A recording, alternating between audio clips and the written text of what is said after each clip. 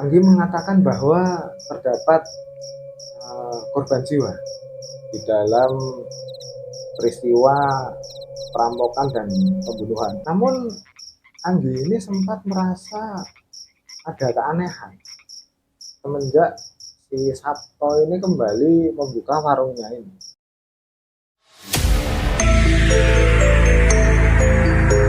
Halo sobat semua, kembali lagi di channel Pos Horor, channel yang membawakan cerita-cerita horor dan cerita-cerita misteri. Nah, untuk kalian yang mungkin baru saja menemukan channel ini lewat di beranda YouTube kalian dan tertarik dengan cerita-cerita horor dan cerita misteri, kalian bisa subscribe ke channel kami agar mendapatkan update-update terbaru dari kami. Nah, untuk update-update terbaru kami upload setiap hari Selasa dan hari Kamis pukul 7 malam. Kali ini saya akan membawakan cerita yang berasal dari salah satu subscriber kami juga. Tentu saja namanya ini Anggi. Anggi ini menceritakan pengalaman yang berhubungan dengan pesugihan. Lebih tepatnya pesugihan yang dilakukan oleh tetangganya. Nah, sebelum mengetahui tetangganya melakukan pesugihan ini, Anggi sempat mengalami beberapa kejadian aneh. Kejadian yang dialami Anggi ini terjadi sekitar tahun 2017 silam. Waktu itu hari masih berjalan normal seperti biasa. Anggi pun seperti biasa menjalani aktivitasnya seperti biasa. Di waktu itu Anggi bercerita Anggi ini masih bersekolah kelas 2 SMA tepatnya.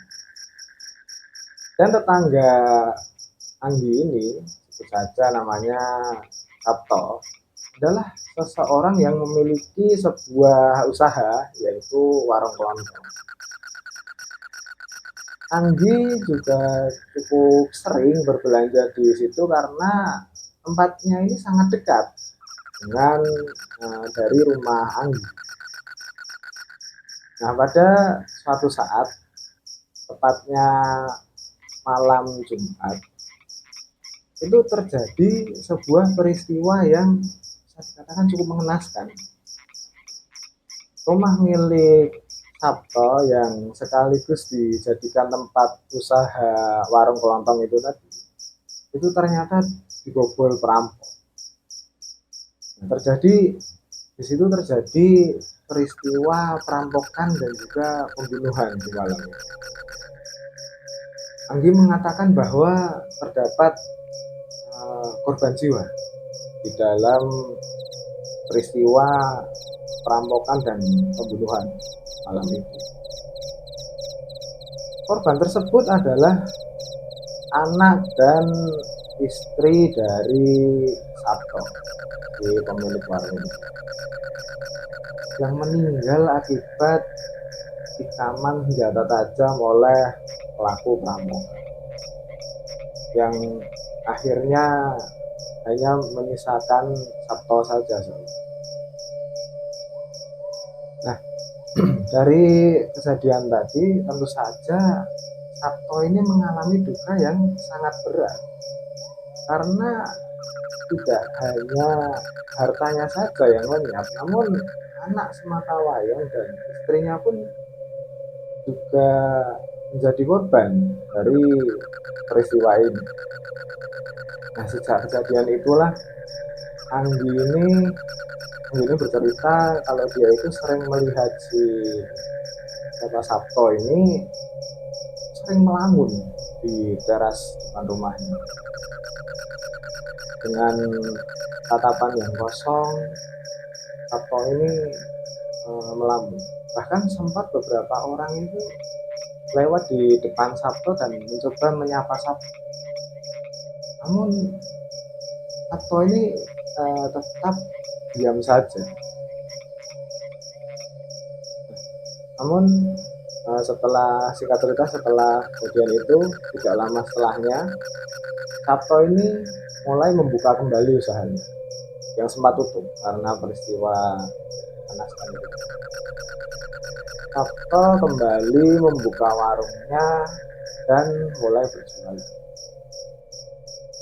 Para tetangga lainnya pun juga terasa lega karena akhirnya keadaan Sabto ini membaik, pikir mereka. Itu juga dengan Anggi yang akhirnya bisa lagi belanja di warung yang dekat dengan rumahnya itu. Namun Anggi ini sempat merasa ada keanehan semenjak si Sabto ini kembali membuka warungnya ini. Keanehan ini adalah dirasakan Anggi setiap Anggi ingin membeli sesuatu di warung itu. Dan ketika Anggi membeli sesuatu, yang melayani ini bukan Pak Sabto, namun orang lain. Dan sepertinya adalah orang yang dipekerjakan Pak Sabto di warung itu. Anggi pun juga tidak mengenali orang ini dan sepertinya memang bukan orang di sekitar kampung situ. Nah, ketika Anggi ini ingin membeli di warung itu, warung tersebut selalu ada pembeli yang datang. Jadi sehingga Anggi ini harus mengantri. Karena kan warungnya ini tiba-tiba ya menjadi lebih ramai seperti biasanya. Nah, selain itu selain keanehan yang tadi, Anggi ini juga merasa ketika berada di warungnya Sabto ini, Anggi ini seperti merasa ingin membeli dan ingin membeli lagi. Nah, alhasil Anggi pun pernah membeli dengan jumlah yang lebih banyak atau pernah membeli yang sebenarnya Anggi ini tidak perlu barang yang dibelinya ini. Nah, tapi kejadian-kejadian itu tidak pernah dianggap serius oleh Anggi. Anggi tidak pernah memperdulikan kejadian itu, hanya menganggap enteng karena ya mungkin itu rezekinya Sabto ini karena sebelumnya dia sudah terkena musibah. Nah, hari demi hari, minggu demi minggu pun berlalu hingga akhirnya 1 tahun setelah kejadian itu. Pada suatu waktu Anggi ini belanja ke tempatnya Pak Sabto ini. Ketika sampai, Anggi ini sedikit heran karena pekerja yang keluar dari dalam rumah Pak Sabto ini beda, bukan pekerja sebelumnya yang biasanya ditemui Anggi. Anggi ini juga ingat bahwa beberapa hari yang lalu Pak Sabto sempat melayani sendiri pembelinya. Nah, itu pun Anggi berpikir bahwa mungkin saja pekerja yang sebelumnya ini sudah keluar alias tidak bekerja di warung tersebut. Nah, namun pada suatu malam ketika Anggi ini terbangun dari tidurnya, Anggi mengalami peristiwa yang ya bisa dibilang percaya tidak percaya. Anggi ini menceritakan bahwa waktu itu dia bangun sekitar pukul 2 dini hari. Awalnya Anggi ini niatnya ingin ke kamar mandi.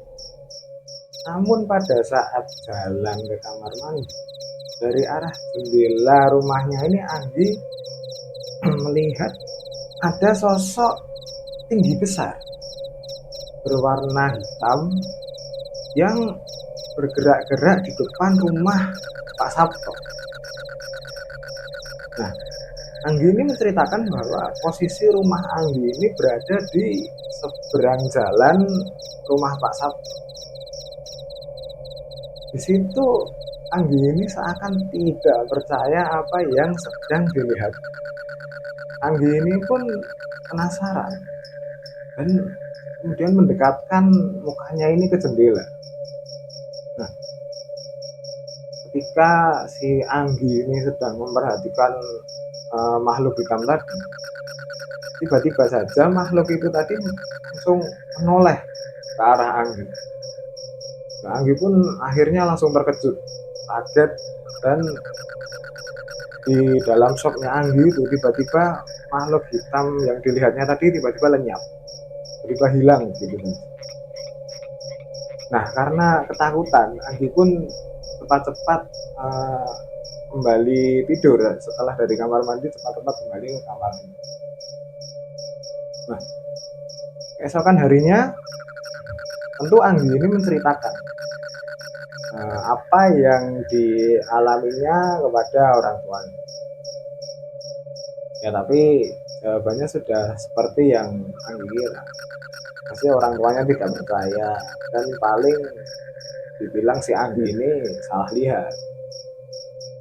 Itu jawaban dari kedua orang tuanya itu. Ya, Anggi tidak kecewa karena sudah memperkirakan itu. Ya, itu dilupakan oleh Anggi hari demi hari hingga tiba pada suatu malam. Tiba-tiba pada malam itu terdengar suara ribut-ribut dari arah rumah Pak Sabto. Anggi pun terbangun akibat keributan yang cukup keras di rumah Pak Sabto itu, hingga akhirnya membangunkan si Anggi. Anggi pun keluar rumah untuk mengecek sebenarnya ada apa ribut-ribut ini. Dan ternyata Pak Sabto ini sudah ditemukan tidak bernyawa di dalam rumah. Dan diduga Pak Sabto ini meninggal karena akibat sebuah karma dia melakukan pesugihan. Nah, Anggi ini bercerita bahwa Pak Sabto ini meninggal di dalam rumah yang berada di sebuah ruangan yang isinya itu seperti benda-benda kuno. Ini benda-benda kuno, dan selain itu di sana ada sesaji-sesaji yang diduga juga itu adalah sesaji untuk melakukan ritual pesugihan. Para warga di situ juga menyimpulkan bahwa karyawan atau mungkin pekerjanya yang pertama ini berhasil ditumbalkan.